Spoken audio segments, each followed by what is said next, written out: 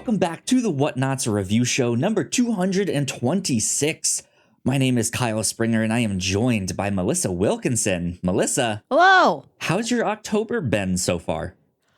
Oh, not just my day or my week, but my month to date. Yeah. It's been a good October. It's been really pretty out here. Full moon tonight. And I know everywhere gets a full moon, but this one, is it as shiny where you are? It's like this big golden orb. It's one of those days where the moon is full and it's so big and bright. It looks like a piece of architecture or something.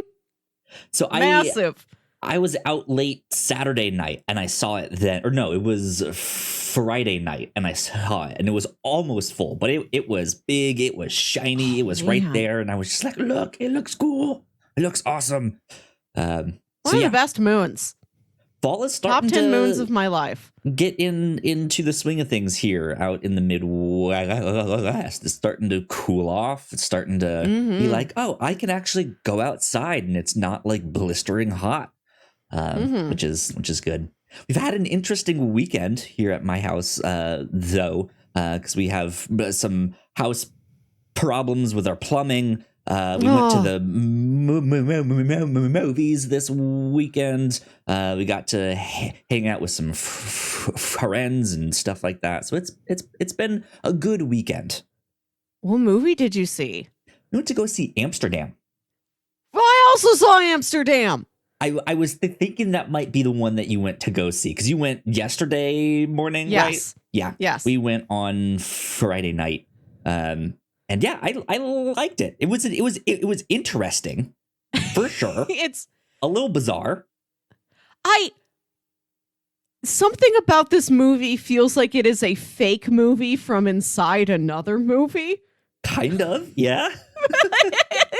I had a good time, but I don't know. It's not a traditional film. It's just a collection of people saying words. We'll have to talk more about it on the Captain's Log this next week here. But here on the review show, if you did not know, each week we have a different story to talk about. It could be a movie, a manga, anime, comic book, a TV show, all sorts of stuff. We will read it, watch it, come back here and discuss it. Of course, all of October is all spooky month. So we like to focus on some scary stuff.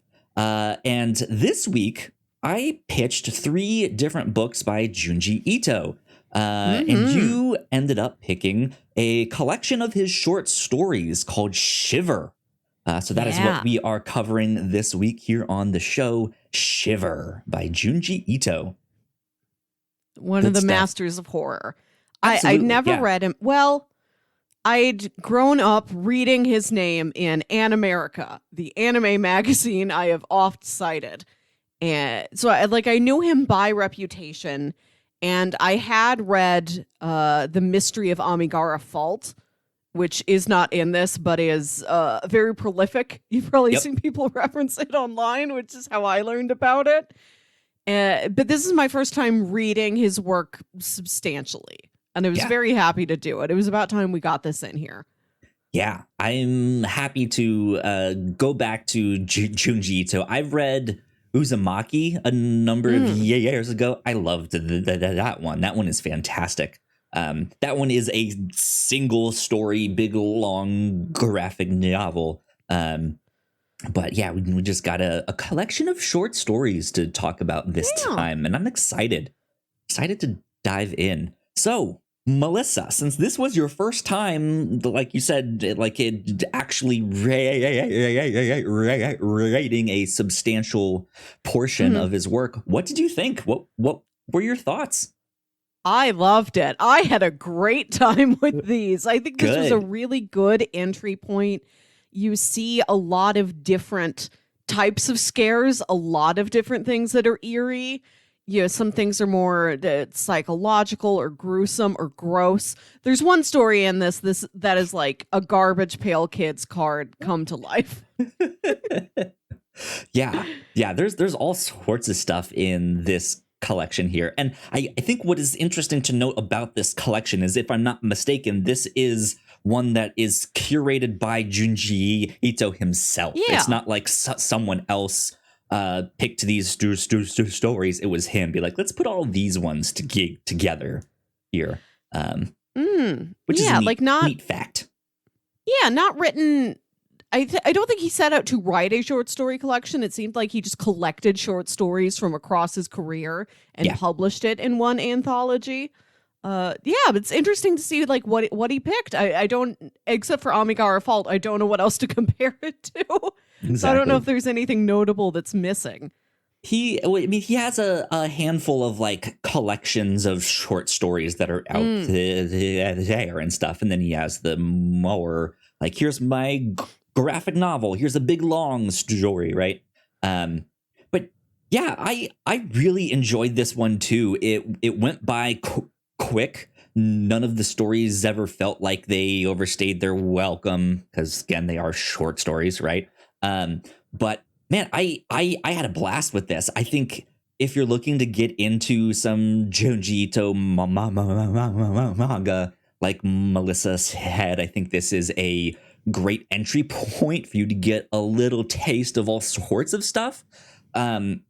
Most of the stories don't really have much to do with one another. There is one recurring character who appears twice, and then there's a third story that has a character, I guess you could say, that vaguely looks like that character, which is an interesting thing. But yeah, there's psychological stuff. There's stuff that's maybe a little more fantastical. There's some body horror. There's one in there that is just absolutely disgusting. That is just like, I was almost like, oh, this is hard to read because it is just that's gross. Too much. Yeah, it is just. But I appreciate the variety, though. I appreciate that you showed us that's also a tool in my tool belt. It's not just scares. I can do gross outs too. Yeah. I think one theme that is often in his work is the idea of obsession, or like, let's take one thing and just make it to an overwhelming amount. And I think that's here in this book too, in a lot of these stories. But yeah, man, there are some horrifying things in this book, and there are some interesting things to think about too. One thing that I liked about this is at the end of each story, he has like a paragraph or two just kind of explaining like what his thoughts were while he was making this, or something he remembered while making each story.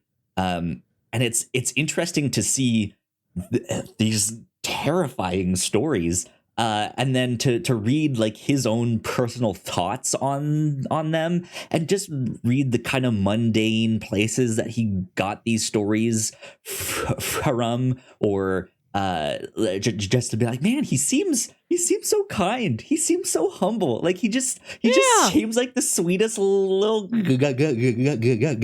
guy. And then you turn the page and you're just like, oh my god, what is that? what is happening?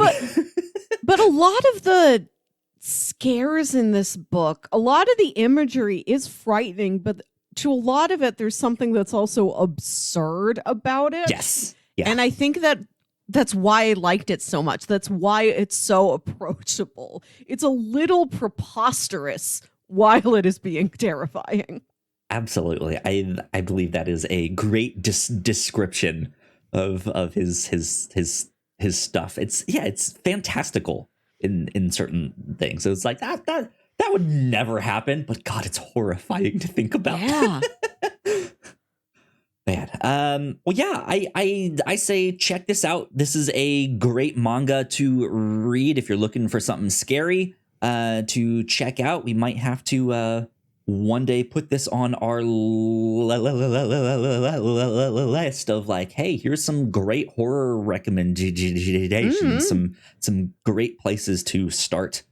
Because I don't think we've done a horror manga, at least like, well, we have kind of, but like at least in October here. Yeah, I don't think we've done comics before, but I believe manga. Yeah, I think they have all been Western comics. Yeah. So yeah, good stuff that we finally got a manga into Spooky Month here. Good stuff. Well, I think that's kind of about it. I have to say for like non-spoilery stuff. Do you have anything else that you want to add? No, to that? I want to. Nope. Let's get to the other side. I want to dive right into these. Sure thing. We will take a quick break, and when we come back, we will dive into these stories and the horrors that was Shiver. We'll be right back. We put a lot of hard work into the shows that we make, and yes, we make multiple different shows here at the Whatnauts, and we'd love it if you check them all out. You can find out more information on our website at thewhatnauts.com, as well as your favorite podcasting platform of choice. When you type in the Whatnauts, all of our shows will pop up right there. Just don't forget to give us a nice rating and review if you like the shows. If you want to support what we do here at The Whatnauts, patreon.com/thewhatnauts is the best place to do that. You can support us for as little as $1 a month. You can get all kinds of exclusive content at the $3 tier. You can also get a shout out and a thank you on all of our shows at the $5 tier. You can support us on Twitch by subscribing to our channel at twitch.tv/thewhatnauts, and we would love to have you all join us for our live streams and talk with us in the chat. And lastly, we have merch. If you'd like to grab yourself a shirt or a sweatshirt or a mug or something else, go to thewhatnauts.com/store to pick up some merch today. And we are back. A big shout out to all of our Patreon supporters. We appreciate it. Thank you so much. It means a ton. Thank you. If you are a Patreon supporter at the $3 tier, of course, you get access to all of our exclusive content, in which we have a Patreon exclusive podcast called The Pilots Club, in which we discuss a number of TV episode pilots from all sorts of different shows. The one from this past month was the critically acclaimed cop drama The Shield. And right after we record this podcast, we are recording the one for October, Mockingbird Lane. Melissa, do you want to let them know a little bit about Mockingbird Lane and what that is? This was a pilot that never went to a whole series, but it did air once as a one-off special, I think in like 2012, 2013, somewhere around there. And it is an update of The Munsters, co-created by Brian Fuller from past review show topics, American Gods, Pushing Daisies, and Hannibal. Indeed, yeah. So be on the lookout for that. That should be up on our website and available to all of the $3 patrons very soon here. Cool things that we've been up to here at the Whatnauts. We have a brand new reaction to Marvel's Werewolf by Night, kind of our reaction review spoiler discussion thing. And I think that was a great way to start off the Halloween spooky season. That is one you should absolutely check out. Even if you know nothing about Marvel or all the rest of the movies, you don't need to know a single thing. If you're a horror fan, I highly recommend checking it out. That is on Disney Plus. Of course, here on the review show, it's all spooky month, all month long. Last week here, Melissa, do you want to fill them in on what we covered last week here on the show? Yeah. Last week, we talked about the duology, a horror film and its sequel, because horror has so many long-running franchises in it. We wanted to do a movie series that was just two movies long, at least so far. And we watched Happy Death Day and Happy Death Day 2U, which are both Groundhog Day, I'm stuck in a time loop and I'm being murdered stories. Good stuff. Good stuff. And there will be many more scares to come here on the review show. But I think that is about it for the housekeeping right now. So let's get into all the spooky stuff, all the scary stuff. Let's get into spoilers. Okay. Shiver. Junji Ito. So this had what, like 9 stories-ish? I believe. Yeah. I don't remember exactly how it's 9 and then like a real short one at the end. Real like extra. Here's one that's not as long. Yeah. Each story was only like 30-ish pages, so it's enough for like a single issue of a comic, enough for the story to establish the concept and the characters and all that stuff, and leave you thinking about the stuff in these pages, man. Melissa, let me ask you this. What was the one that stood out to you the most? Where do you want to start with this? At least for the initial setup, I think Fashion Model was my favorite story. Okay. Because I find the opening to it really relatable. Where this guy just wakes up, he just kind of has a bad feeling something's going to happen, but he can't tell what. And he's trying to take his mind off it, and he goes to a cafe, and he like gets a coffee, and he's flipping through a magazine. It's got these photos of all these fashion models.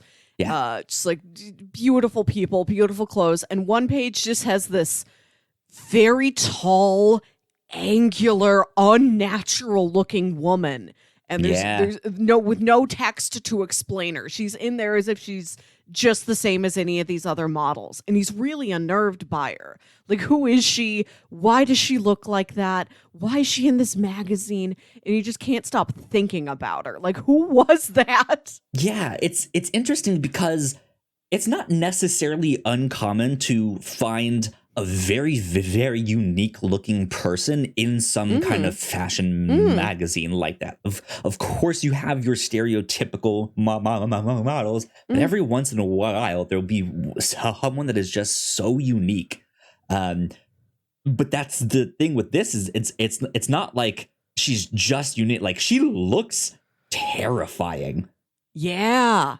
She's like 8 feet tall. She has like shark teeth, like her face. She's got like a Mac Tonight face. Like, it's not just like, oh, what a strange looking person. It's like, is that a person? What is this? Are you human? Right. And I think that's not to that degree, but it reminded me of when I'm a little kid and I went flipping through a box of magazines in my parents' basement. And there was a magazine that had a story about Rocky Dennis, who's the boy who inspired the movie Mask. Not The Mask, but there's a movie called Mask where Cher plays the mom, and it's about a boy who just has these very intense facial deformities, and it's based on the true story. And I've never been sure if I never looked into it, so I don't know if it's like, was this an accident? Was this a genetic thing? How common does this happen? Did this guy, how long did he live? Like what did he do for a living? How was his life?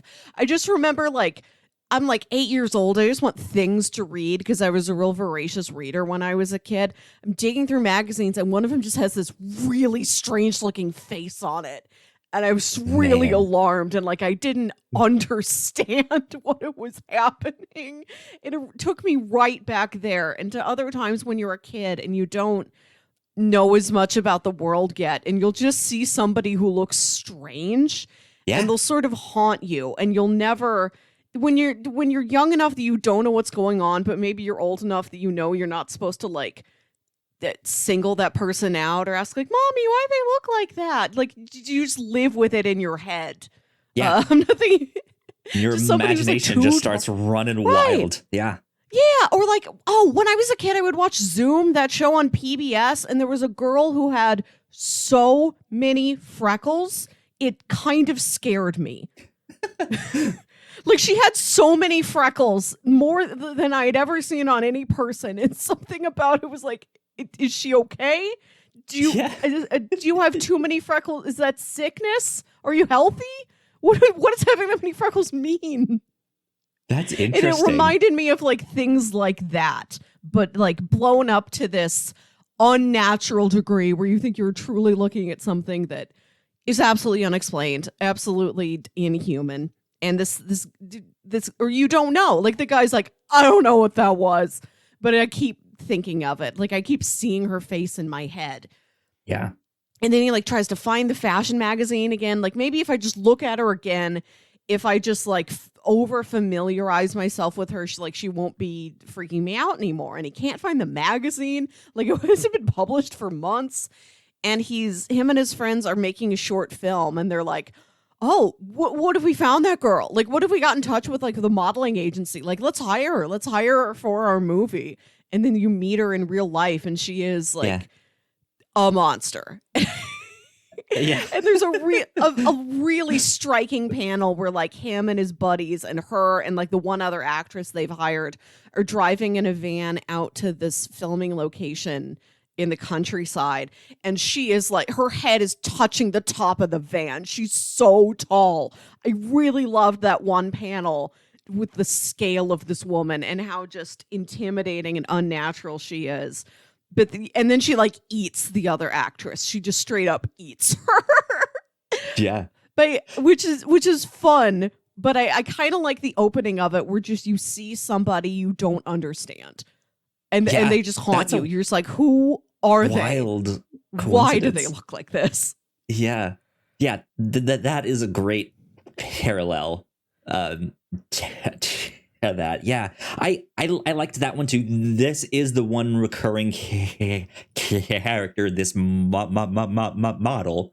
We see her in this fashion model story. We see her at the end in that, like, extra short story. And then there's another story with these puppets, where one of the puppets has the same face as that model, which I don't think it's supposed to be a puppet of her. I don't think there's supposed to be a connection, but it is just this very scary face that is like, maybe he used it multiple times as he was, like, trying to figure out, like, where do I use this? Who is this character? Stuff like that. But yeah, like, that is the thing, is, like, everyone that encounters her is all they're very uncomfortable by her. And what's interesting to me about that story is they're trying to be on the down low about it, but they're also very open with just, like, how uncomfortable they are around her. And it's not a secret that like she's right there. She can hear them. It's like, just being like, man, she makes me so uncomfortable. Like, what is this? And she's oddly, I don't want to say okay with it, because she ends up eating, like, all of the people making this movie. But when she eventually calls them out and is like, why are you paying more attention to her and not me here? They don't really know what to say, because it's like, well, she's right. Like, this is the conventionally beautiful model that we got to play our main character. But not just like that she's beautiful. It's like she has non-threatening energy. This woman is not only strange looking, like, her energy is unnerving. Like, something about her feels kind of like a threat to them, regardless of how many and how pointy her teeth are. Exactly. And so, yeah, as this, like, strange turn of events / power move by this model is like, what if I just eat the main actress and just let's lure her out into the woods here, and I just devour her. Just eat her. And that's what happens. And they're all just sitting around like, nah, I haven't seen the main actress in a while here. What's going on? And they're just like, I wonder if she went out in the woods with the other one. And yeah, they of course go try to look out in the woods here. And they're like, nah, like, they wouldn't have gone off together. That'd be weird, right? And then the monster just comes crashing in and eats more of them, and, like, the end. Right. It's like, run! Like I said, I kind of like the intense degree of she just straight up eats a person. Yeah. Fully, like, and it's off screen, so we don't know if it's like, what did you unhinge your jaw and just gobble her? Like, how much of her is left? Is she totally gone? What happened? But I really love the quiet unnervingness of just you're flipping through a normal fashion magazine, you see somebody who looks so unusual, you don't know if that's a human or not. Yeah, but I do like that absolutely. Ultimately we still have no idea who this woman is or why she's a model or how she got in that magazine. Absolutely. Something that we probably should have mentioned also at the start is that, oddly enough, this is, I think, where we get the first appearance. Well, I don't know if it's the first appearance, so I should take that back. But we get a small taste of Tomy, who he has also made a full graphic novel on. So not a recurring character in this book, but a recurring character in the world of Junji Ito and his works. And that was nice to see, because that was one of the books that I pitched this week that we could have potentially read. So it was still nice to get a small taste of that. We just got a small dose here. And I'm not sure that this story might be collected in that book. There, yeah, I don't know.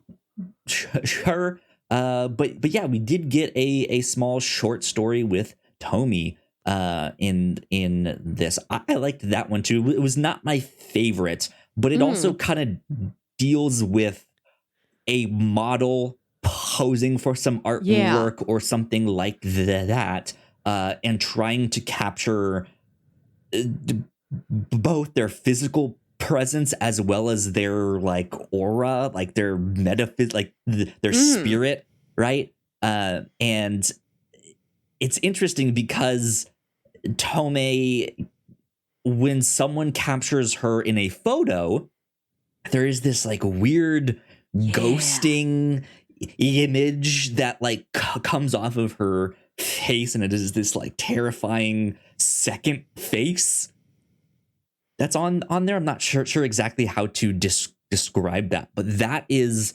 the aura that this artist is trying to capture, because that is the thing that is haunting him.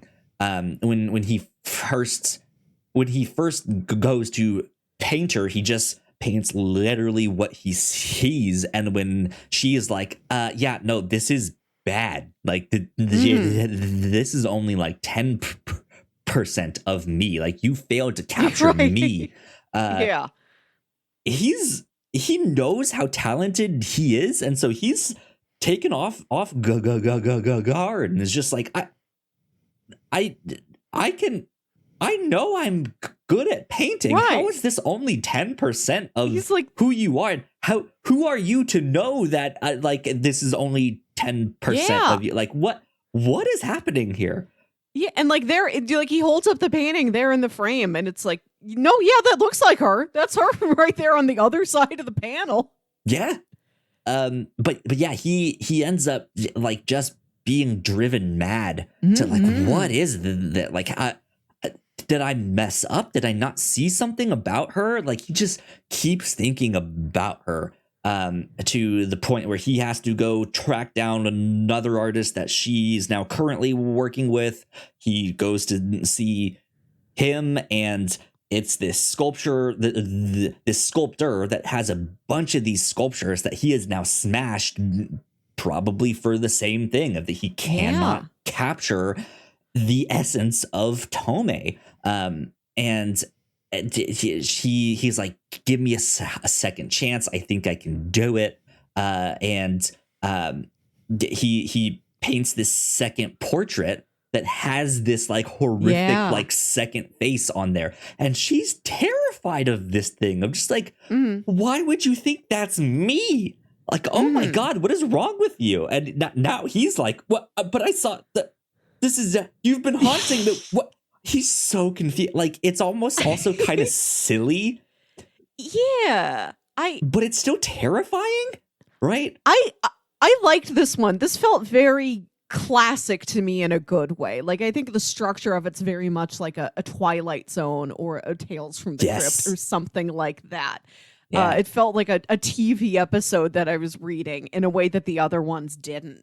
Exactly. I love when you go to the sculptor's house and he's smashed all the sculptures he's made of Tomei, and there's just a pile of limbs which is haunting, but also there's just like loose butts in there, so it's also kind of funny. Like that image is the tone of the entire book.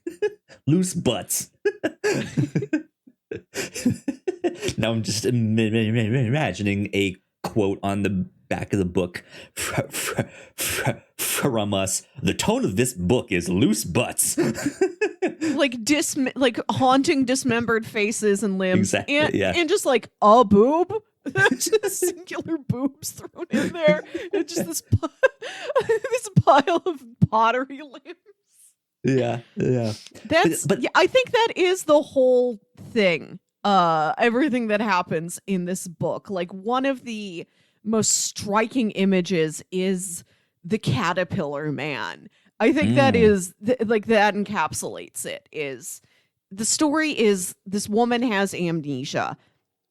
And she goes to her boyfriend's house, like the guy who says, you might not remember this, but like we're really close, we're boyfriend girlfriend. Like come back over to my house. You would spend so much time at my house. I think it'll help refresh your memories.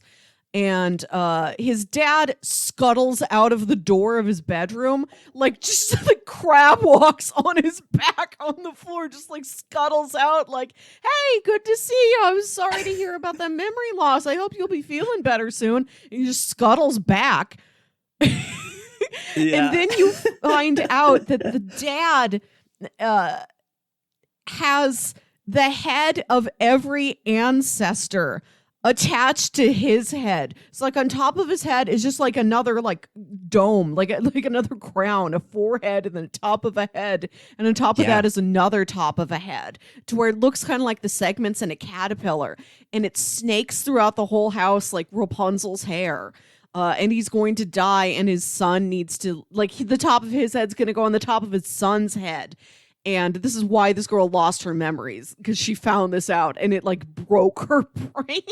Yeah, it's terrifying. But that is like, I think with the artist, even the body horror thing too, there is this like obsessive nature of this thing. Like for the kid who's going to be next in line there, like, he's accepted his fate of just like I'm not gonna run, I'm not gonna like kill my dad or smash the rest of these skulls or stuff. Like this is who I am, this is me, I'm set. But he has this like oddly obsessive nature about wanting to like reproduce, and like there needs to be one more after me. And that is, I think, what a lot of these stories are about, right? There is this obsessive nature to these things. I need to capture that beauty. I need to I need to figure out how to keep going, how to survive, how to do all of this. And it's that is the thing. Like as much as we were kind of referring to Tomei's story as like, well, the way we were describing it is kind of silly. Like that is the thing, is like it's not the fact that he can't paint her exactly, or that he painted this horrifying picture of her. It's the fact that they're so obsessed with this thing, because like you mentioned the Twilight Zone, and if we take the idea of Tomei's story, I feel like you could do a million different Twilight Zone things just with her story. Like, what if the artist paints this and he didn't know that he painted that? Everyone else can see this thing, but he just sees the regular person and he thought he painted that. Or what if it's switched, where he thinks he painted this beautiful portrait and that's what he sees, but everyone else sees this monstrous thing, right? There's all sorts of ways you could go with that, and just like, oh, beauty's in the eye of the beholder and all that stuff. But instead it's about this obsession, this just this like, I'm not gonna stop until I can capture it. I'm not gonna stop until I can just get this feeling out of me, or something like that. And that, in a weird way, is just terrifying by itself, right? I don't know, it makes me feel Gross. Yeah. Ugh. Yeah. Obsession is a key theme throughout a lot of these stories, particularly in the first one, Used Record, where I loved these two this girls one. This one was fantastic. Yeah, this is a good opener. Like, these two girls are hanging out, and one of them is playing the other one a record she has. And the one friend is like, "Oh, I love this song. Like, why you won't tell me where you got the record from? You won't let me take it home and like make a copy of it. Like, I can only listen to it when I'm here. Like, why are you being so possessive of this thing?" And she like takes it and tries to like sneak it away and like run away with it. And her friend comes after her, and she's like trying to fight her off and like hits her on the head with a rock, and she dies.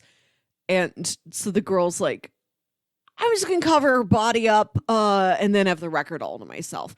But then she finds like she doesn't have a record, like her record player at home is broken, like she can't like rent one from the library, and she can't go back to this murdered girl's house. So she's like, "How do I play the record?"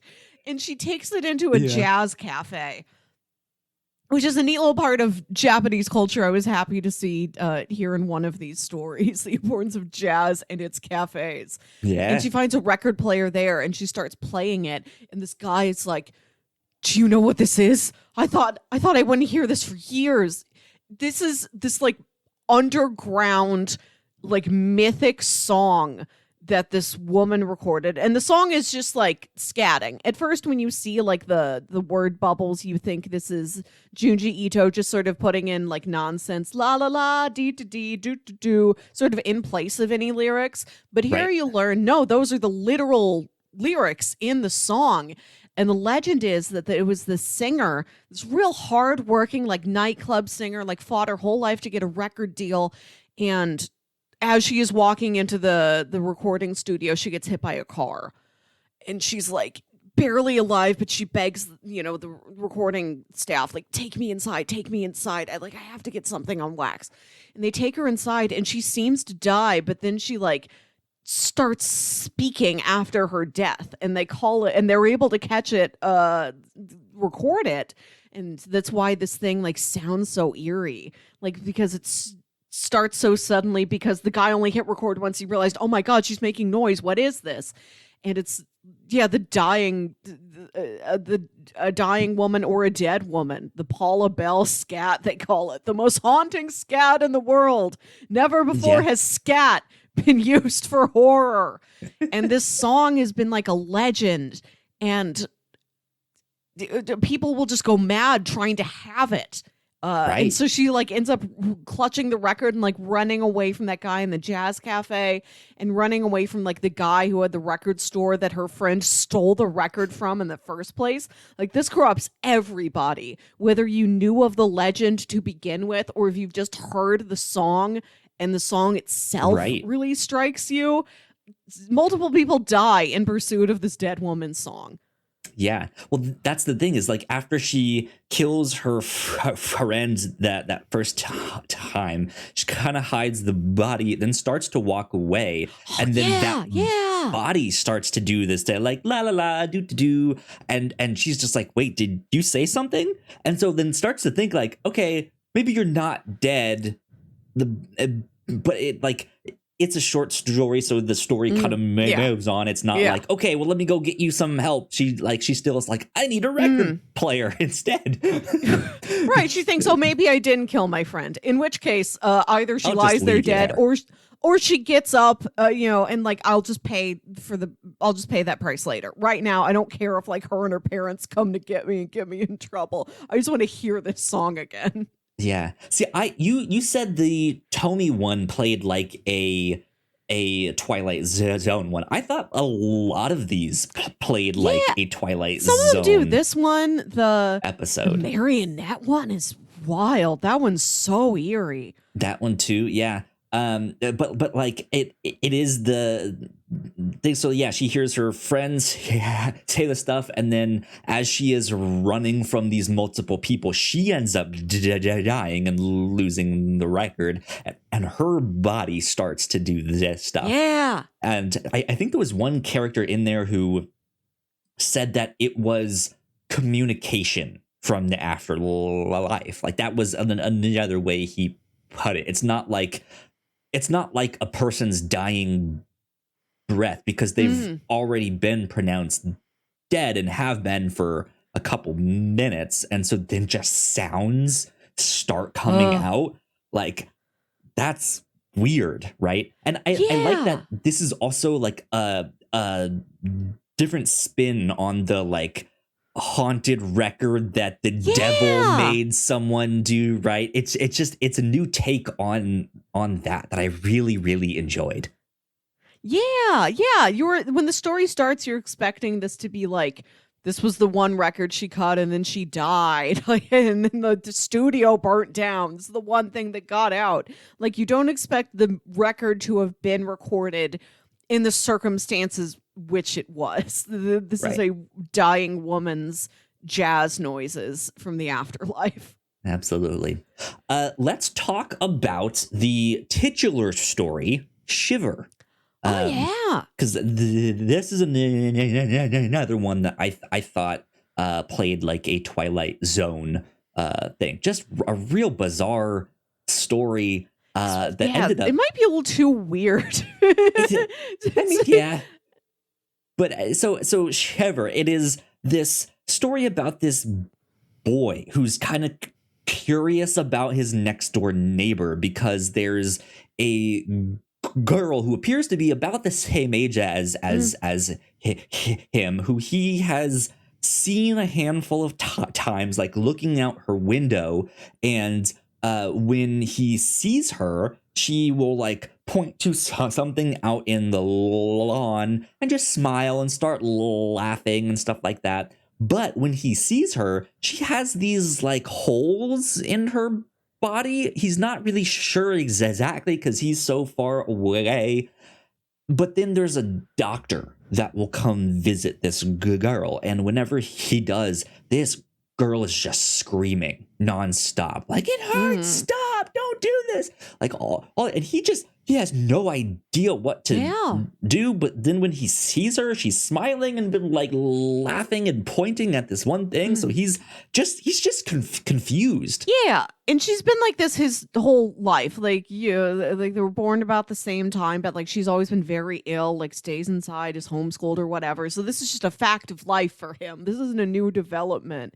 And it's really just when he in his like sort of preteen teenage years when he's like, I gotta get to the bottom of this thing. Like, why is this still happening to her? What sickness does she have that hasn't been cured yet? And as he's starting to think about all of that stuff, he starts to have this vague memory of like, I could have sworn that my grandpa had something like this. Like he had, like I saw him one time and he had these weird holes in his body. And I asked my parents about it, but they always like they always said, no, that's not it. That's not what happened. Yeah. But man, I swear, like it feels like that's what happened. And then how do they end up figuring out the story? Do you remember? I know it's like him a and local his newspaper or something. Yeah, or like him and his friend like find some record of it. Oh, they're looking in his grandfather's diary. That's what it is. Yeah, he's got. I really love the concept behind a lot of these stories, but there's a couple detail bits that are don't really hold up to scrutiny. Like how this grandpa died when this kid was like really like so old he like barely remembers it. He's maybe like 2 or 3. And he's like, yeah, my parents, we just never got around to getting rid of grandpa's stuff. So I just have it in the corner of my room. I'm like, you're like a 13, 14-year-old boy. Why have you not gotten rid of these? Why are they still here? He specifically At some point you'd be like, I need room hassle. for model right. It's a hassle. It's not like, that many things. Take a weekend afternoon. Right. You just box up some books, take them to the thrift store. Why have you never at any point in your life been like, I need room for model trains or something? The one thing I will say in Asian cultures, in stuff like that, it is more. I shouldn't say it is more because I guess I'm not Asian, so I don't really know exactly. But from what I've seen and I understand it, there is a certain sentimentality of respecting your elders and your ancestors and remembering them. So it might like they might keep them regardless, but they just haven't decided what to do with them yet. Or like, do we want to move these to the attic? Do we want to move these to this other room? Let's just leave them here for now. And if it was presented in another context, I wouldn't have thought about it. But the fact that like, I think it's like, they this used to be like that, though. They're just like, it's a hassle. like why put these in your like little boy's bedroom unless it is things like you do want him to grow up with, like grandpa was an artist, here's his old sketchbooks with like pictures of planes or something, right? No, it's just like all his old junk. And like either like if it's junk, get rid of it, or if it is real like things you have sentimentality and respect for, like put him up somewhere nice and not just be like, we sort of shoved him into a corner after he died and we just haven't moved them in 12 years. Yeah. So they find this diary and they start reading it, and they figure out that, well, he was a soldier off in the war. He ended up like one of his troops, his troop mates or his fellow soldiers found this like weird jade carving that they ended up thinking was cursed. And the grandfather ended up with it and brought it back home with him. And he started to get this same curse that his fellow soldier got, but he hadn't really put it together yet that the object was what was cursed. And it wasn't until like after, like it seems more like maybe the son put it together and figured it out. And it was like on his deathbed that it was like, well, it's too late now to like really do anything about this except for get rid of this like jade thing. So the grandfather dies, the son gets rid of it by just tossing it out the window and forgetting about it. And it turns out when he tossed it out the window, it went into the neighbor's yard. And somewhere along the line, the like 2-year-old daughter of their neighbors must have found it and picked it up. And that's how she got this curse. That she got this infliction that puts these holes in your body, holes all the way through. Not just like I can see like my bone, just like straight through. You are Swiss cheese. And that is the thing, is as the wind is like blowing through these holes, I'm sure that's also part of these screams, is just the like whistling sound and stuff. But she's also complaining about how cold it is because like it can get to all of this new surface area of her body and just be like, I'm cold. Like I have this like nonstop shiver now that I have all of these holes in my in my body. And it is just this like weird like curse of like, oh, now I know what happened to her. But then the girl starts getting better one day, and he's just like, that's weird. I don't know how you could get better from that thing. There was nothing in my grandfather's diary about that, like all of that stuff. And then, they find out that like the best friend of this boy that helped him find this diary and read all of this stuff was like, there's no way that thing is cursed. And so he snuck in and stole this jade thing to see if it was cursed. And sure enough, it is. And now this guy has the curse instead. And this one girl is starting to get better and all that stuff, and he's just like take it back. I'm so cold. I have these shivers, like all this stuff, and it's man, like it's an interesting one to think about. Is what I walked away with that is it like that's the thing is like some of those old Twilight Zone stories, they were scary in a way that they left it open-ended, or it just kind of ended with, well, now the next person is cursed with this thing, right? Yeah. And like there is no actual end. Like we figured it, we solved it, and like boom, it's done, right? It's just like The Ring. It keeps like you know how to get going. it away from you, but you don't know how to stop it altogether. Exactly. Yeah.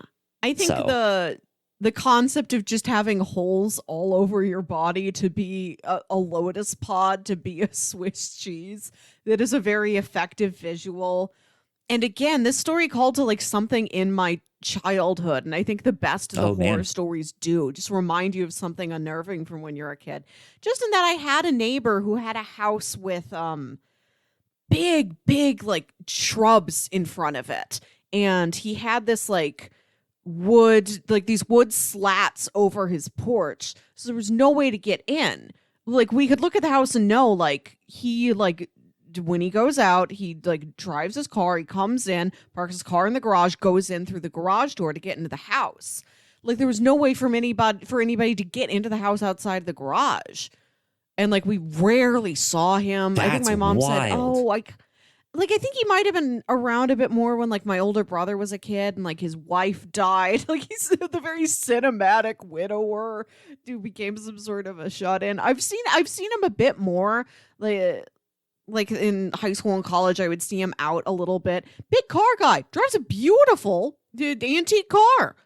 So he's got things in his life it seems like he enjoys. But yeah, that always unnerved me when I was a kid, that there was this one house just like 3 blocks from me, like the same build of normal suburban house that I had, where this guy had just like completely shut himself off. Wild. There was always that one house in the neighborhood, right, when you're growing up, where even if it didn't like it is not necessarily scary in and of itself, it's like I've never seen people go in and out of that, or I have, and it's always under weird circumstances that they're like. There's always just that one house though, because I had that growing up, and I feel like it was something more of just in my mind. Like I lived in a cul-de-sac that was more like a square. It was a rectangle. A square-de-sac. A square-de-sac, yeah. And the 2 houses on the end,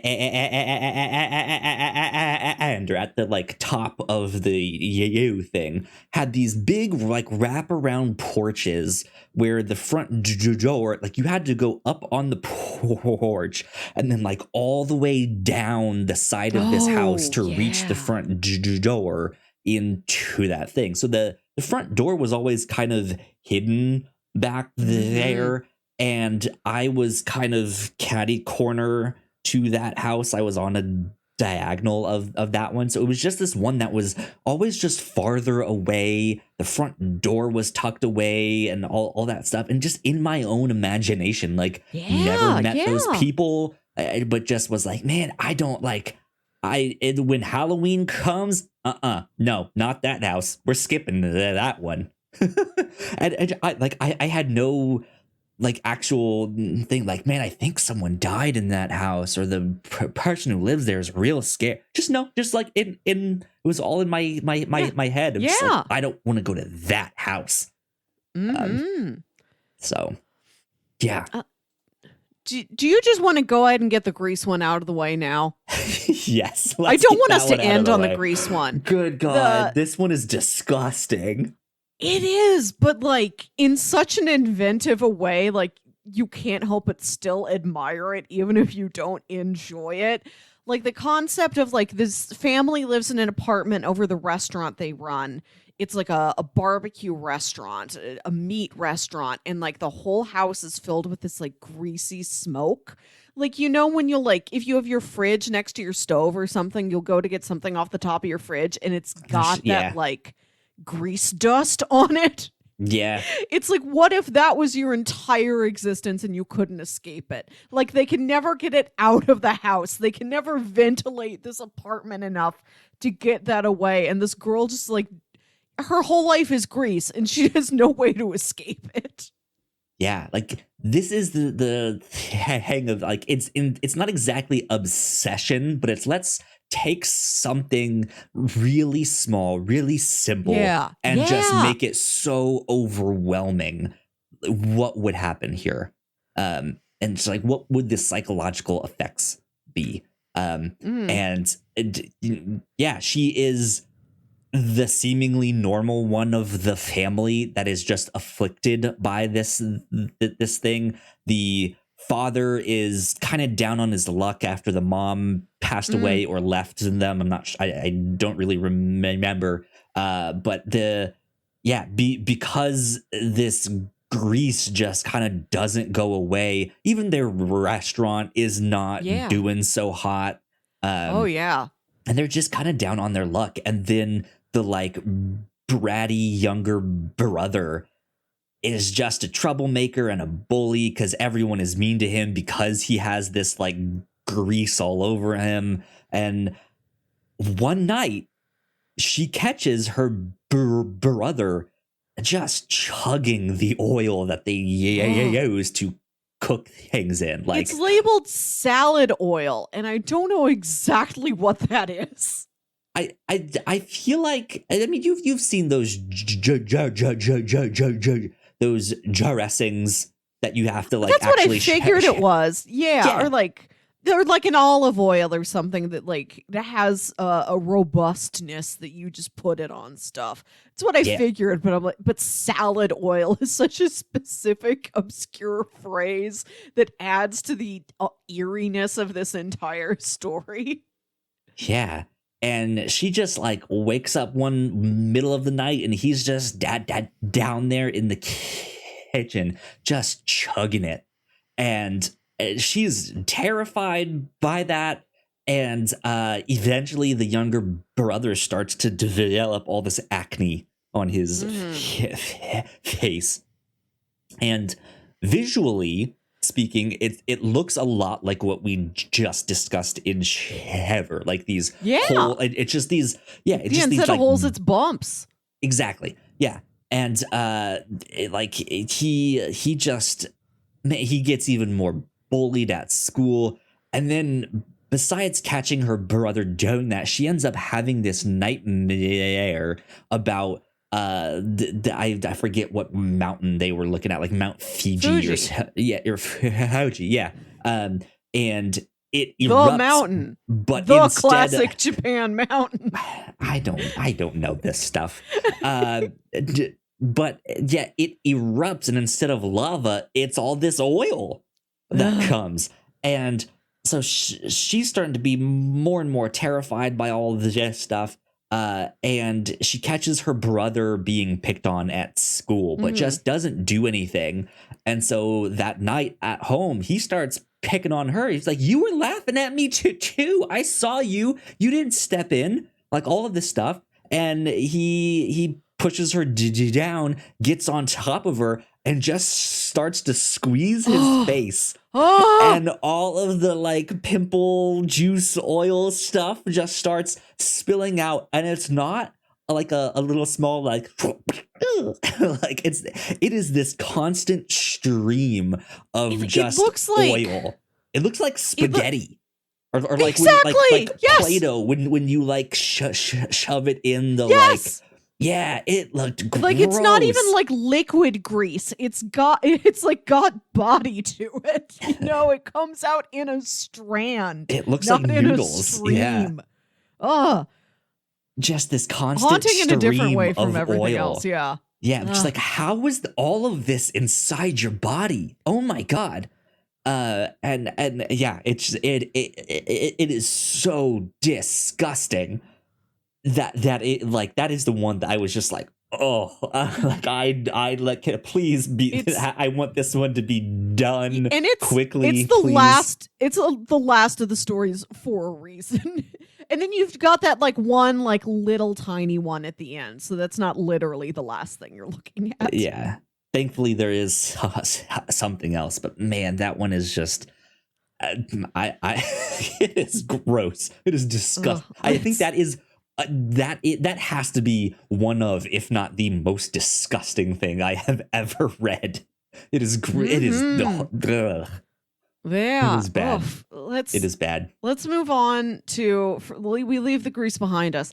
I want to talk a little bit about Hanging Blimp because I want to save the like meteor ones for the end. I want to get to the Long Dream and the Marionette one after this. Like, let's get this Blimp one out of the way because I think this one's got like evocative imagery. It's about a teenage girl who there's a story in the news about this idol who seemed to hang herself. And it wasn't just this teen idol everybody looked up to, but it was like this girl's friend, her classmate. So her school like is very specifically affected by this. And like this teen idol's fans are coming after her boyfriend saying like, you didn't support her career. Like you drove her to this. And he thinks he sees the dead girl's head, like just her head. Cause like her neck was broken in this incident, just her head floating around, but her head is huge. Her head is like 5 feet across, massive blimp head just floating around. And he feels haunted by this head. He sees it everywhere. And people are like reporting it. And they're not sure, like, there's no way this can happen, it's a ghost, right? It's some kind of weird spirit. What is it? Or like, this is a hoax. Yeah. Why would you see a giant floating head? Why is that head so big? But then, like, he sees it one day and he goes after it and, like, he feels compelled by the head and he thinks to, like, make it up to her, he needs to hang himself also. So he does. And then, like, a big blimp shaped like his head comes along. I want to say one thing. To interrupt here, it looks like it's not so much that he feels like he needs to hang himself, but it's this weird thing of he's climbing up a tree to the top to reach out to her, but in doing so, there also just happens to be a noose there, and you're That's what it is. Whoa, wait, what is happening here, guy? Don't do that. Don't step off of the thing. Like he's actively reaching for her, but there just happens to be this noose that is like dangling from the sky. And then once he steps into this noose and off the tree, you see that his body is now the like weight. I mean, it's not much of a weight compared to this thing, but it is like the bottom of a string that is leading up to this like giant size balloon thing of his head. Yeah. And it at first, it's just like, what the hell is this? This is so weird, so strange.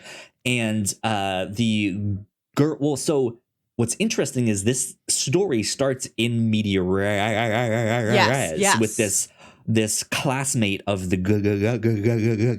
girl being like, it's been a week. I can't go outside. I'm starving. And you hear people outside being like, come on out, we know you want to, you have to be hungry, come on, like just step outside, you'll be okay. And she's just like, I can't go outside, I'm the only one left. And you're just like, what is happening here? And then it tells this story, and that same girl is there that night when the guy steps off of the tree, and she goes back home. They're still not sure exactly what it is, but then more and more of these balloons just start coming. There's a scene when they first start to appear, and it's a number of these girls in the class, and they look up in the sky, and they just like, what is that? There's these 3 dots just kind of coming down. Like, what is this? And just like descending from the sky ends up being like all these balloon heads of people with long strings and nooses on on the end, and they're sitting there like, that's my face. And then the balloons like go after them, and the nooses like get them by the neck and just start dragging them and hanging them. And just more and more come. The news starts reporting it, like, don't go outside. If you do go outside, make sure you're in a vehicle where you can be covered. Like, these things will get you. And it just ends up becoming this apocalypse. Like, because there's no way you can destroy them. There's a really cool visual where it's coming for one of her friends. And like our main girl and her friend are like hiding down this alley, and like some guy leaning out of his window sees the balloon coming, and he grabs a crossbow that he has, and he's like, "Oh, I'll shoot an arrow into the balloon. The balloon will puncture, and then it won't get you." The arrow hits the balloon and it deflates, but the girl deflates. The visual of just watching a human head deflate with the physics of a balloon is wild. I wasn't as fond of this story as much as the other ones because we spent a lot of time in the beginning just with those teens. Just with like, it is very sad that this girl took her own life or like possibly was in an accident. It's like very fuzzy what might have happened. Well, they do explain it that so she, whether it's that she took her own life or not, she is attached to her own balloon thing. But as her balloon is flying around, she gets caught on some other wires and it rips off. So that's why it looks like she just hung herself, and now there is this like weird floating head thing out there. Hers is the only one that is like does not have the noose and body attached. Because it got tangled up in some wires, some like telephone or electrical wires. But the beginning of the story is like a bit more teen melodrama for a while before the balloons start showing up. Like I said, the visual of like the girl deflating is intense, but this one was like less scary, but also not so preposterous that it gets kind of comical like some of the other ones do. And I don't know if it was literally longer, but it felt longer. And I'm like, come on, let's get going. I get it. I understand the premise. What else do you got? Yeah. I don't feel like any of these stories did overstay their welcome, but I feel like there were a couple of them that you could have stopped shorter, and I think would have been just as effective, right? And I think this could have been one of them. That being said, something that I liked about this book as a whole is that I think a lot of the pages of the manga by itself, just like take a single page from this manga by itself, I think you could show that page to someone and it would almost work by itself. Like, here's a 1-page story. There you go. And it could be like in the middle of one of these short stories, and like that would be it. There was a ton of them that would just work by itself like that. And I really enjoyed that. I was like, man, like just by itself, this page is terrifying. And you don't even need to know all of the details that this young idol hung herself and now there's this floating head. Just the 1 page of these 14 girls being dragged away by these nooses on this flying balloon. Just that page by itself, terrifying. And that's all you need, because your imagination runs wild. Why are these balloons here? What's happening? Do they get you when you're out in the open? Like, why did these two get caught? Like, what's happening here, right? And that's exactly what the rest of this story leaves you with. It was still a great story, but it was like, it is just this, like, it could have worked on a smaller scale too. Yeah, I could have done with less of the teen stuff at the beginning. A lot of these stories are teen centric. I was really happy for the long dream one, because one of our subjects are younger, but like we are dealing with adult doctors. And I'm like, oh boy, adults. Get me out of Teensville. I want to talk about the Marionette Mansion one, though. Maybe we'll end on the long dream, and then we'll talk about that final little one. But the Marionette one is about this family where it's like a mother who ran off or who died, and it's like a dad and 3 little kids, and they have a puppet show theater. And they travel around Japan in their van full of puppets giving shows, and they only stay in a town for like a month, and the kids, like everybody lives out of this van. And the kids are like the older ones pretty into the puppets, but the younger ones are like, I don't like that we go into a town for a month and then we leave. I'm never able to make friends. I'm done doing puppets. Why do we have to live out of a van? Like, if dad just gave up the puppets, we could settle down somewhere and he could get a different job that paid us enough to live in a building. Right, yeah. And eventually the dad gets sick, and so they do have to like settle down somewhere and get this really small apartment while he gets better. And on his sick bed, he's like, bring me a puppet. I don't care which puppet. And they bring him one, and he holds it up. It's like, oh, the magic of puppets. It's almost like they're controlling you. And the oldest son is like, I am getting out of here. And he like takes his favorite puppet and leaves. And you find out that he's been like, he like did little puppet shows on the street to like get him enough money to like pick himself up and like until he could get his own job somewhere. But then we go to like the younger 2 siblings. After the father dies, they like live with an aunt for like 10 years. And then once the brother's of age, he's like, me and my kid sister are going to get a place together. I'm going to work. I'm going to put her through school. We can do this on our own. And they find out that they've landed in the same town that their older brother did. And they haven't heard from him in years. They had no idea where he was. And he invites them over to his house, this big, ostentatious, like strangely tall, mansion, very vertical mansion. Yeah. And they open the door and it's him and his wife and his little boy all strung up with strings. And like they don't talk about it for a couple pages, which I love. You're just seeing this and you don't know if what you're seeing is what the characters are seeing. But then it's like while they're eating dinner, they're like, so why you all hooked up to strings? What's that about? And he's like, oh, like I became part of this company. I make so much money. I make a great living. I decided I wanted to be a puppet. Like I hired, like you look up at the ceiling and it's just this like these panels, but there's just like void between the panels. There's just like dark space going up to this unseen like crawl space area. He's like, I hired the puppeteers up there. You won't see them. They don't come down. They don't talk. They're just these servants. And they control us on strings. It's amazing. Like you don't have to move every time, like everything except for my fingers. They do everything for me. It feels so peaceful. It feels so free. And, you can dance any way you want. Like you can move any way you want to.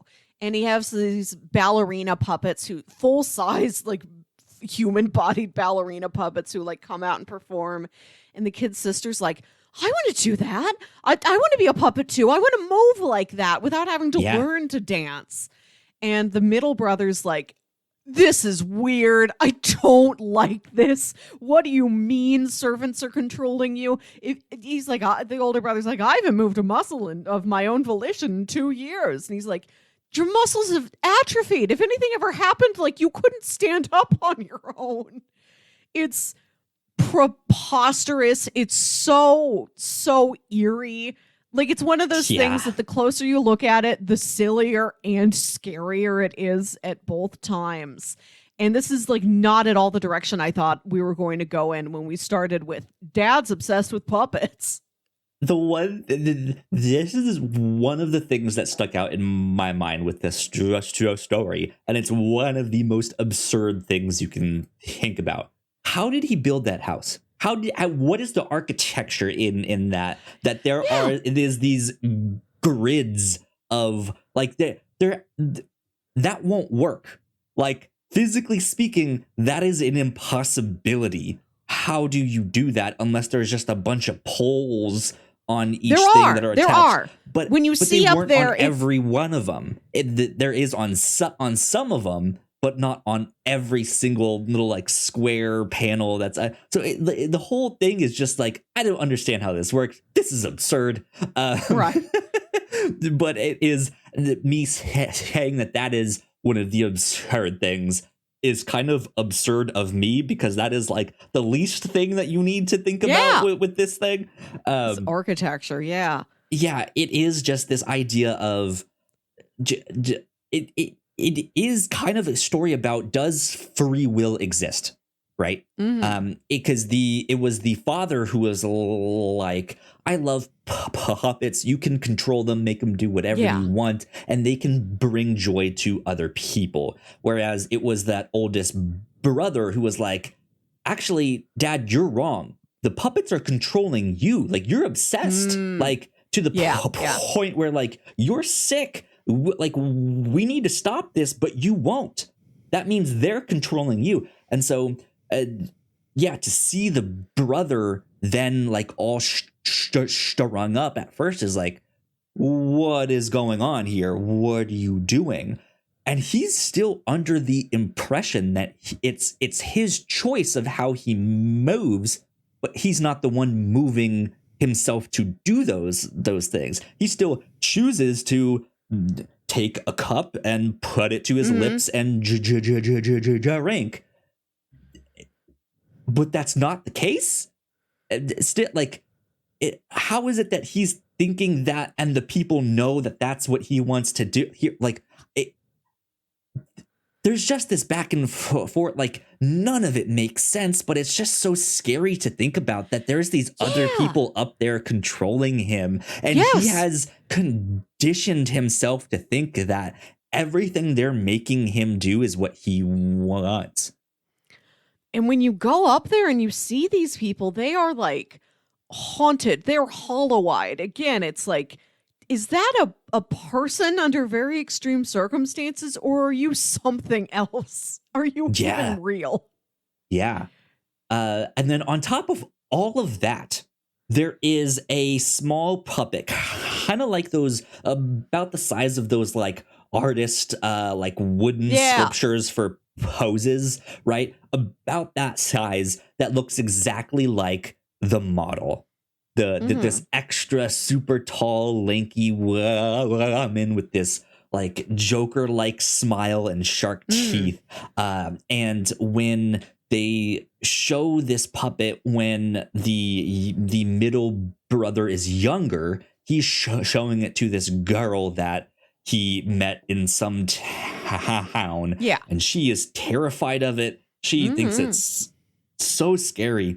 And then when they go visit the brother for like the second or third time, that puppet is there. It's the one that opens the door. It's running around the house and stuff. Like someone else is controlling that puppet in the ceiling. We never find out who, but it is just this idea that like, here is this weird puppet that seems to have this just bizarre, strange feeling to it, right? This energy that is coming off of it, that something is wrong, because it seems to be acting on its own, even against the wishes of the rest of the family exactly that is in this mansion here. But it is just kind of causing chaos.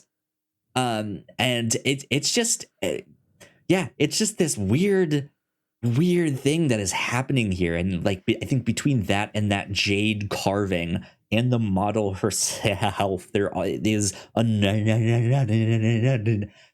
another theme in this book of just like objects of the weird power or weird energy.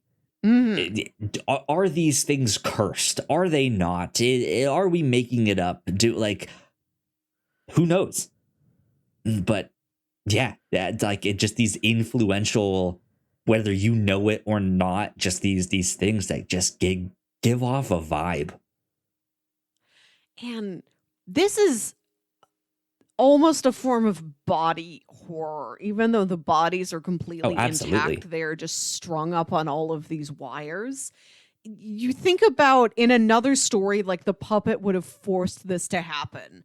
Like in the Tales from the Crypt, that ends the way the story starts, the puppet like forces you to become its puppet.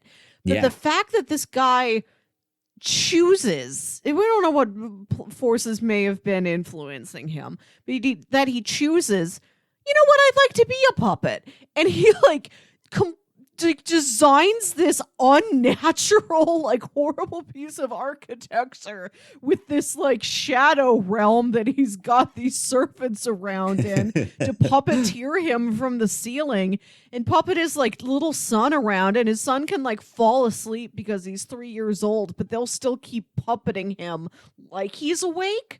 Like the fact that he chooses and designs his whole life around this insane, horrific thing is unique. I've never encountered a story like that. It's not like in Tusk, Justin Long is like, yeah, make me a walrus. I want to live the walrus life. Like, it's almost scarier that this guy's like, I know what I'm going to do with my time here on Earth. I'm going to be a puppet. Yeah. But in this like weird fucked up way, like we know that his belief back in the day is that it's the puppet that is controlling people. So, I mean, we see that he is rich. Like he has this big, like, I'm wondering even if this is like some kind of small commentary on corporations or capital, just like he's making money somehow, some way, and he thinks he's controlling people. Is that what he's trying to say? Like, is there any of that in there? I don't know. Like, I think he mentions like he works from home because part of it is that they can't be anywhere else. Yeah, and this is what the middle brother is like. You don't travel. You've got this money and you don't spend it to go anywhere. You spend your entire lives just within this one mansion with people puppeting you around. Like, how is that worth it? Like the sense of wealth is so hand waved away. That's like really not an element in the story. It's just an answer to how he could build a house like this and employ these people. Yeah, it's weird. It's bizarre. Let's get on to The Long Dream, because this one is scary and terrifying, but it is also the most like sci-fi of the. I didn't think that Junji Ito kind of dipped his toes into sci-fi stuff. I don't know if he has other stories that are kind of sci-fi, but just even like it's not sci-fi per se, but I think there is this idea of like uploading your consciousness into the cloud or somehow preserving your consciousness in a computer that this story kind of touches on.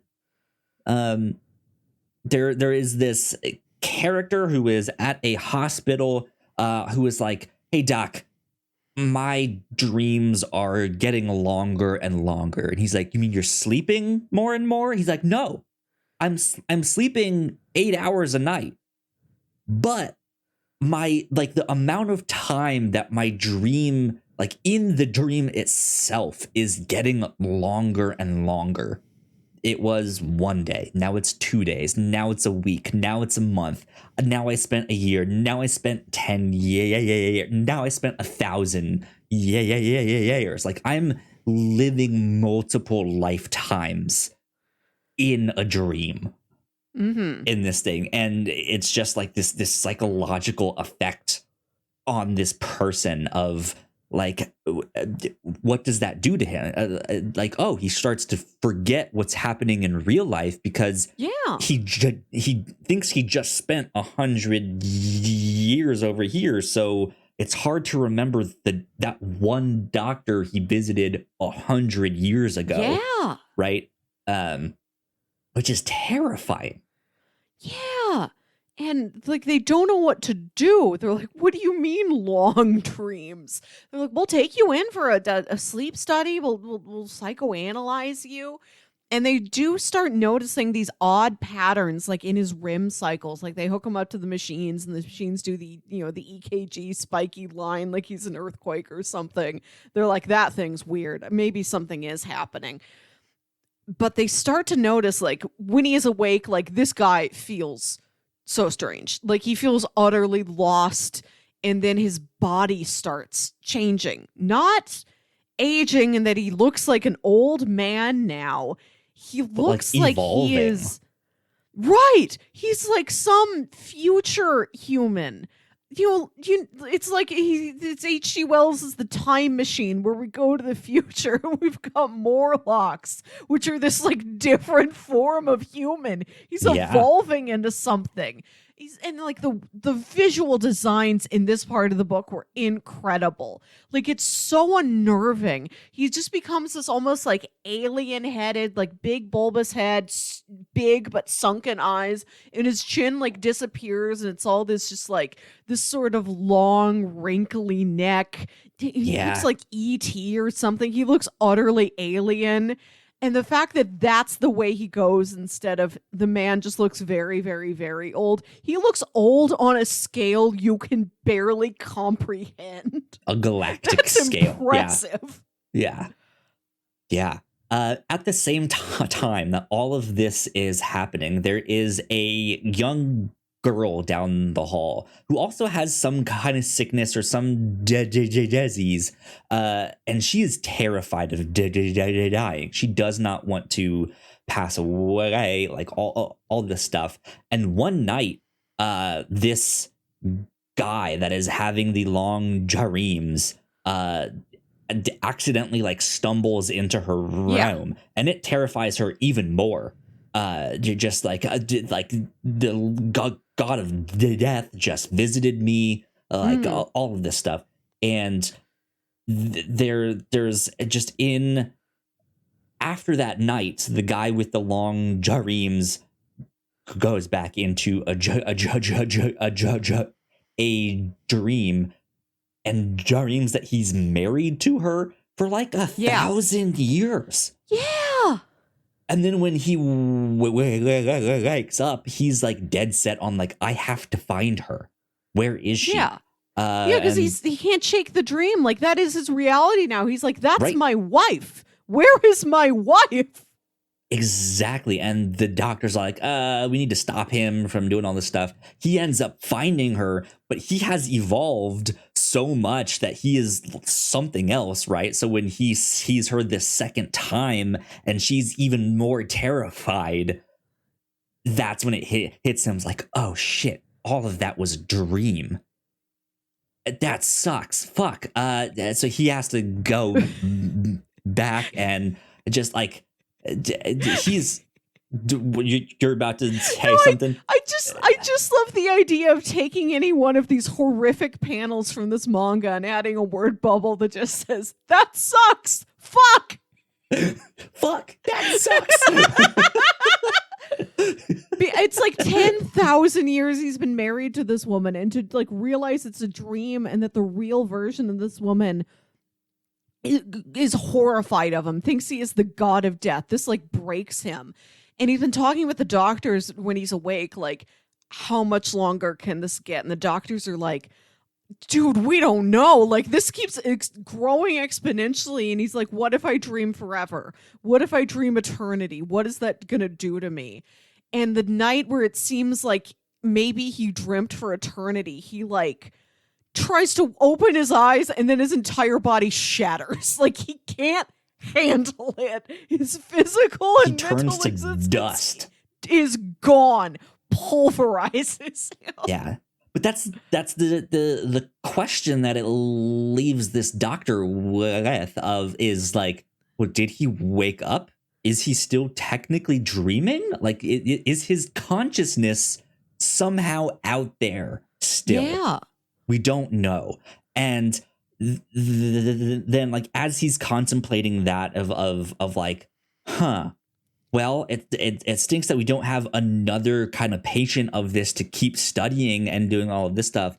That's when the girl down the hall is like, hey, my dreams are starting to get longer.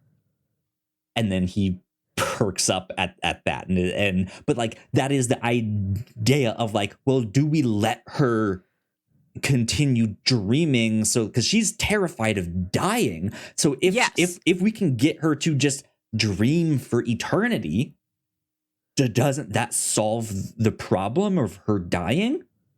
Yeah, and like it's 2 doctors, and she says that my dreams feel longer, and the one doctor turns to the other one and he's like, I took that pulverized dust after that guy woke up from eternity and shattered, and I like injected it into her. Like that's how I thought I could solve her. It's not that he took the dust. There was a weird stone that like was left behind, just this little small black stone.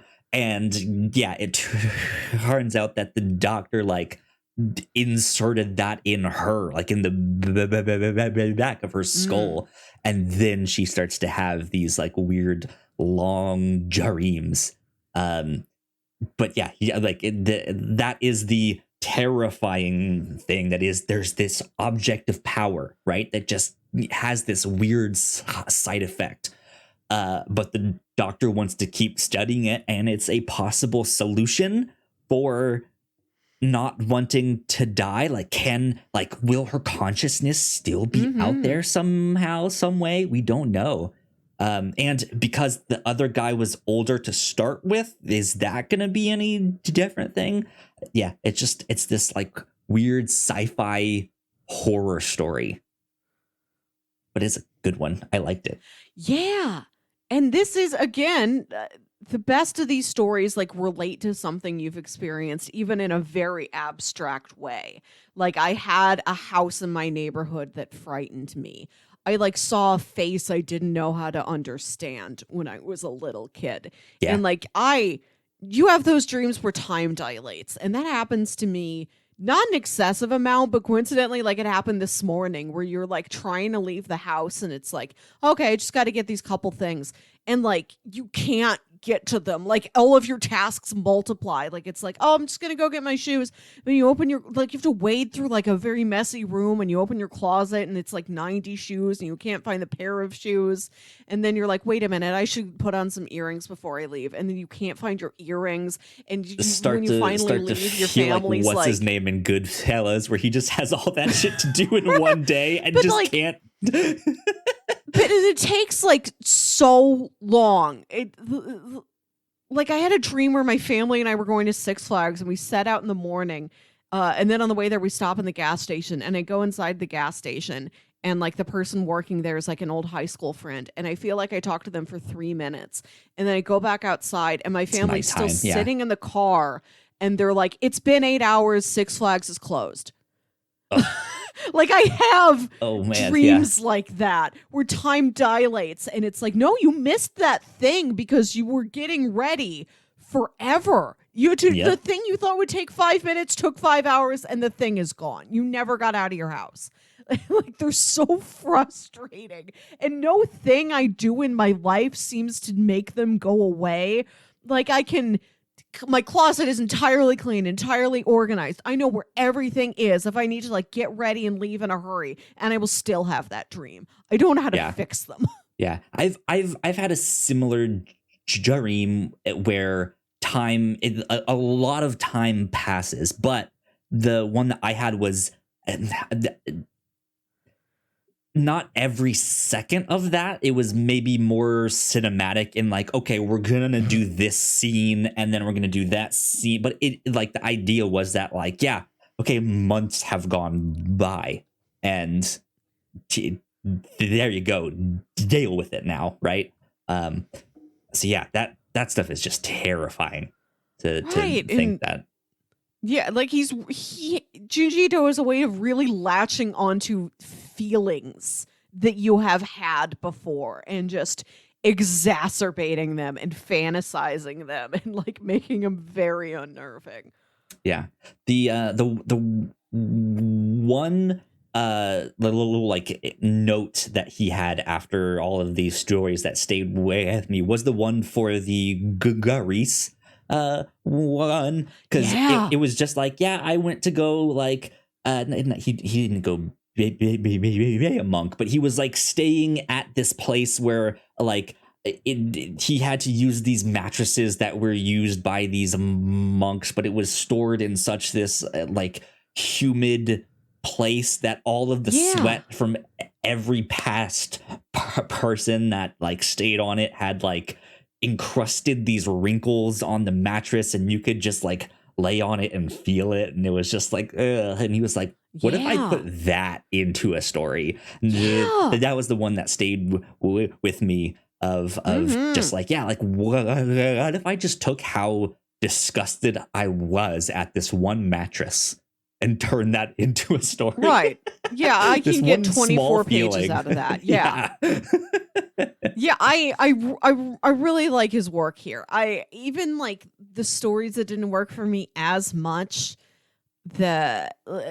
Like they still have something in them I like. They still have like really startling imagery.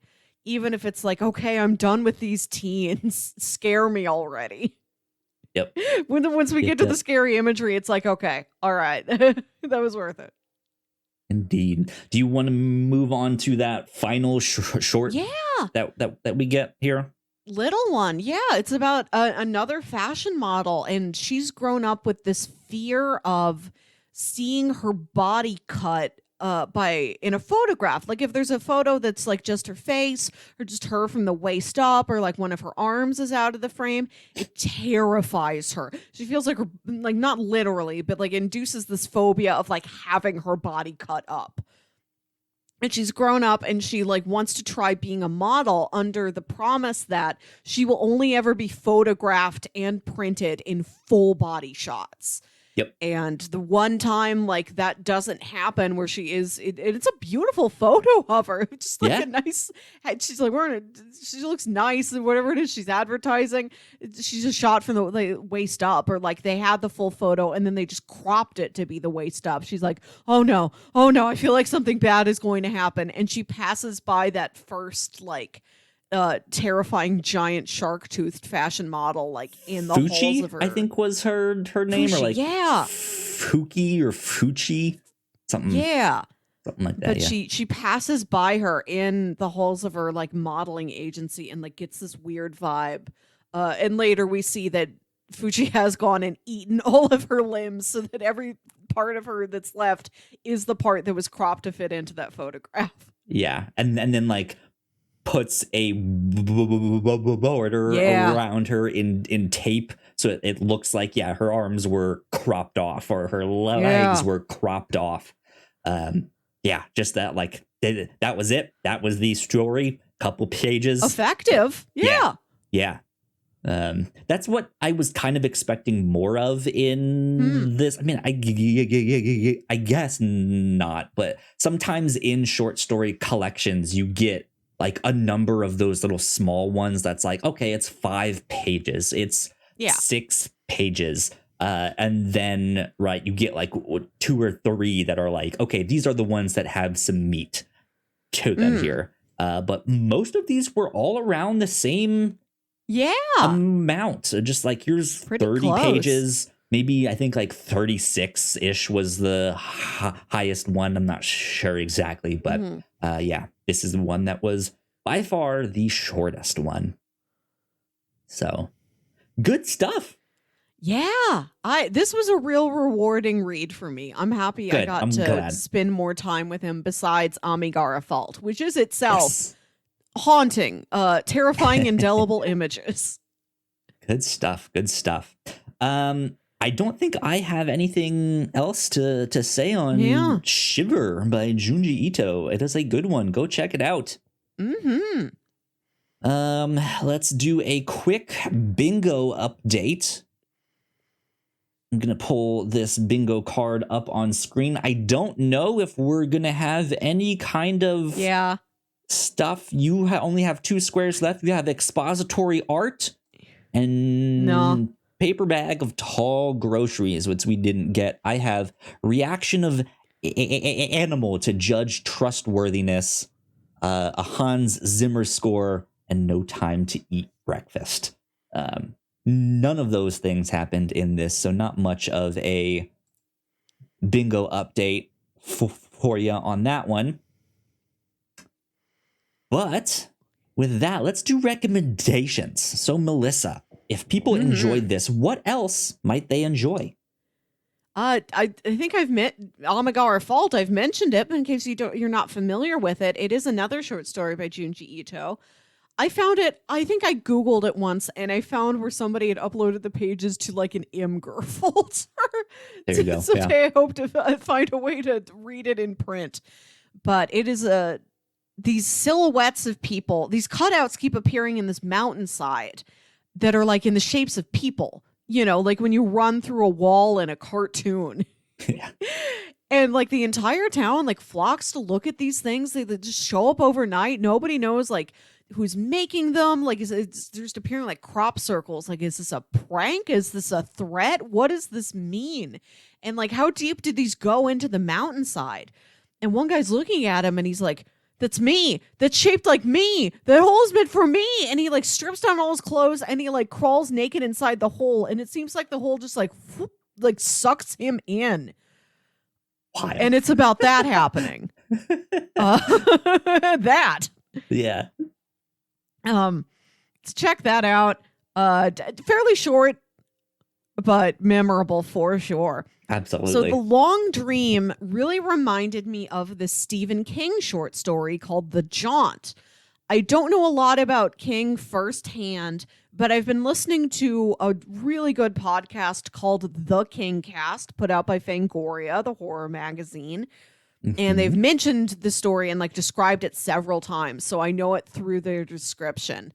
I haven't read it yet. I haven't yet gone to get the book from the library. The Jaunt is a short story originally published in Twilight Zone magazine in 1981 and collected in the 1985 Stephen King short story collection Skeleton Crew. So go get your hands on Skeleton Crew. The Jaunt is a sci-fi story about this future where teleportation has been invented. And this family is going to teleport from the Earth to Mars.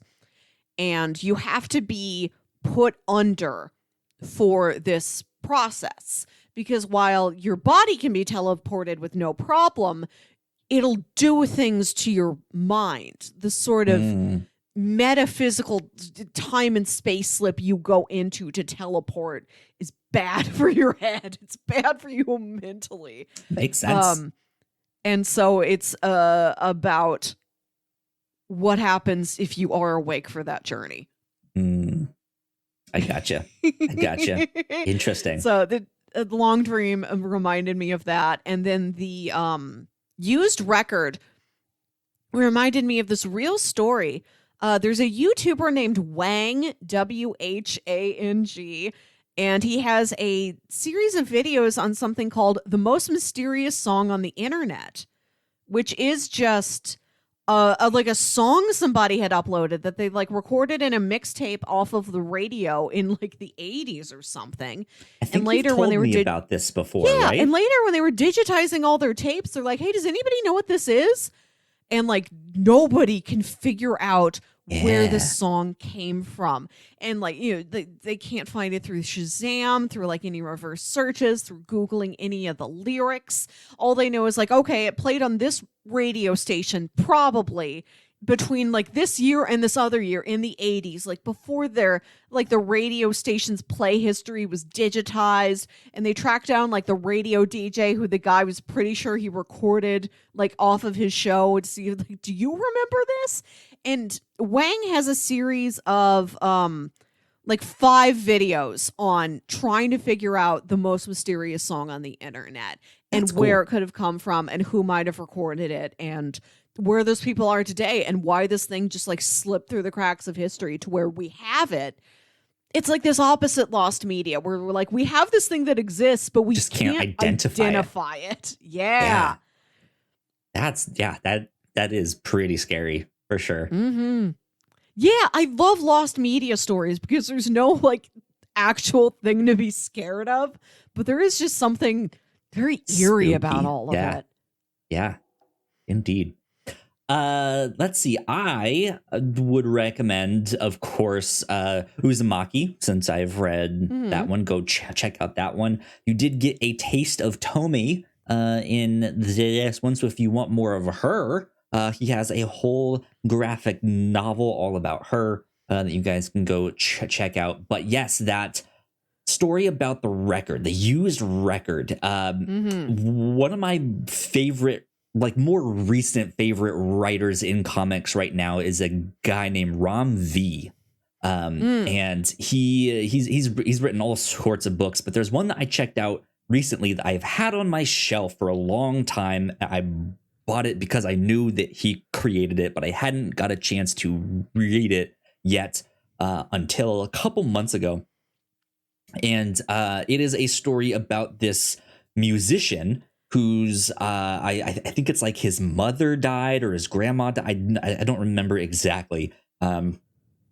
But he goes to the funeral, and while he's at his like childhood home, he starts to see like a ghost of his grandma, and just in his kind of wanderings about the city and wondering about life and all that stuff and what he's made of his life, he ends up stumbling upon this like jazz bar, or he sees a photo of his.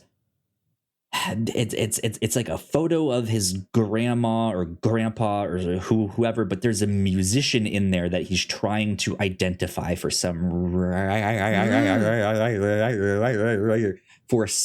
reason. And as he's trying to figure all this mystery, it ends up kind of being this story about obsession and legacy and playing music and what do you leave behind after you're gone. It's this really like haunting, almost ghost story. But that one is called Blue in Green, by Ram V. I don't remember who did the artwork. I apologize. But yeah, that really reminded me of that kind of thing there, because it goes into some supernatural places. That was a lot of fun. So indeed. But yeah, that's what I would recommend. Okay, that's an interesting one. All right, indeed. Time Melissa, for it is your time. Your turn to do the pitches this week. Yes, Kyle. It is time that we pay the price. I have 3 Vincent Price movies for you. Aha! I wanted to do this because he's a master. We've just talked about a master of horror being this comic artist. I want to talk about a master of horror, like one actor who's left a real legacy in the genre. Sure. And we all know Vincent Price on sight. We know when somebody is doing an impression or a parody of him. You know, like we've all heard his bit in Thriller. We've seen him on Scooby-Doo, but I'd never watched a full Vincent Price movie. Sure, and he shares a hometown. He's also from St. Louis, so I feel like I owe it to him. So 3 Vincent Price movies for you. I've got one that is like a black and white, more traditional horror movie, and 2 that are it's like on other sides of this genre shift. One's very Twilight Zone, and the other 2 are very like The Love Witch or Suspiria or something. They're these like brightly colored, kind of weird, almost horror comedy movies. Interesting. Okay. Yeah, interesting survey of his career. So, pitch number 1 from 1959, House on Haunted Hill. Rich oddball Frederick Lauren has a proposal for 5 guests at a possibly haunted mansion. Show up, survive a night filled with scares, and receive $10,000 each. And then the Google. I watched this movie last night because when I was looking it up, I noticed it was only 75 minutes long, and I'm like, why don't I just go ahead and watch it? I'm already on this page. And the Google description actually spoils a lot of the plot, so I'm going to stop reading here. But House on Haunted Hill. It's got a premise kind of like a Clue. Yep. Why are we all here? What are we all doing here? Yeah. Can we survive the night? Pitch number 2 from 1971, The Abominable Dr. Phoebes. In a desperate attempt to reach his ill wife, organist Anton Phoebes is horrifically disfigured in a car accident and presumed dead. When he learns that his wife died during an operation, Phoebes blames her surgeons and plots an elaborate revenge to punish them for their incompetence. With the help of a mute assistant, Phoebes creates a mask resembling his own face and murders the surgeons one by one using bizarre methods inspired by the biblical plagues. Interesting. I went to a local art fair earlier this year, and there was an artist who had these really beautiful portraits of like old classic Hollywood stars, including Vincent Price. And I asked them, what are some of your recommendations? And this was the number one movie they said was The Abominable Dr. Phoebes. Okay, good so to it know. comes highly recommended. And finally, from 1973, Theater of Blood. According to this Google description, Edward Lionheart is incensed that his last season of performances in Shakespeare plays did not win him a prestigious acting award from critics. After an unsuccessful attempt at suicide, Lionheart is rescued by a group of drug-addled bums. He then sets out to murder all of his critics, each with a different style of death taken from a Shakespeare play. When Lionheart faces head critic Peregrine Devlin, he offers Devlin a second chance to bestow the award. That's interesting that they it is the okay, what kind of multiple bizarre deaths can we do? Oh, biblical plagues, Shakespeare plays. Like what? Yeah, so we've got, since we do pitches of 3, we've got kind of an odd setup here. We've got 2 of these like kind of wacky, like Technicolor, like murder a minute movies, and 1 old school black and white in and out 75-minute spook fest. So which will you choose, Kyle? House on Haunted Hill, The Abominable Dr. Phoebes, or Theater of Blood? Let me ask you this: the House on Haunted Hill one is the what's the Netflix show that has a similar name? Haunting of Hill House. Haunting of Hill House. They're not related at all, right? Right. I'm with you. I also thought this was the same thing until I started watching the movie, and I'm like, no, this feels different. Okay. Different. Haunting of Hill House, House on Haunted Hill, different things. Separate. Okay. I think I'm gonna go with the one that came highly recommended.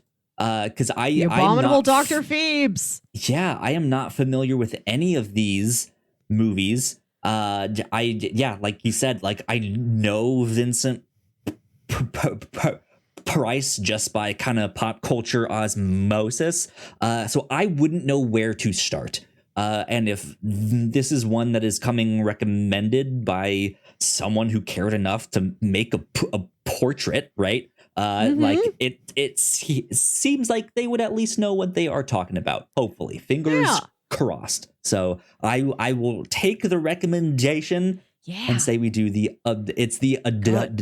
Abominable Dr. Phoebes. The Abominable Dr. Phoebes. Okay, cool. I'll send you a link to it. This Perfect. movie does seem difficult to get to. You can watch it for free, but on a really obscure app called like movieland.tv that I found on my Roku. Like this, the other ones you could at least get on like Tubi or Plex. This one, Subplex, not even there. Had to pick the difficult one. Oh well. I will say, so last night I did watch House on Haunted Hill, and it's got like the full black and white spooky vibes. Like we just watched Werewolf by Night. It feels like that. But like, I don't know if I watched it when I was just not in the right mood or I was too tired. But even at just 75 minutes, like I had to keep checking the time. Like, how much more of this do I have to watch? When is it done? Interesting. Okay. Like I think it's a movie designed to be put on in the background. Or again, maybe I just need to watch it again under the right circumstances. And there's something about this movie that like was not clicking with me. You know, maybe That's other fair. people will tell me why I shouldn't have been bored. But a good movie for vibes, and there's a skeleton in it. Cool. Good stuff. Well, looks like we are all set then for next week. That about wraps us up. So, Melissa, where can the people find you on the internet? You can find me on Twitter and Instagram at Wilkywit. That's WILKYWIT. Listen to my other podcast, Saturday Morning Obscurities, a show I host with my brother Jams about weird old kid shows you feel like only you remember. And if you're here in St. Louis, hometown of Vincent Price, you can come to Blueberry Hill on Tuesday nights at 7 and watch me host trivia. You can play a pub quiz. Blueberry Hill, a restaurant right on the Del Mar Loop, which is home to the St. Louis Walk of Fame. There's a star there for Vincent Price. I forget on what part of the street it is, but Vincent Price is there. Cool. Good stuff. You guys can find me at Yo Kyle Springer, and if you would like to stay up to date with all of the stuff that we do here at the Whatnauts, we are at the Whatnauts on Twitter. So please go like, share, and subscribe. That would help us out a ton. If you're on the YouTube version of this, we'll have some more videos right over there on the side. For those of you in podcast land, we appreciate it. This has been number 226 of the Whatnauts review show. We'll be here all October, JJO, and spooky month.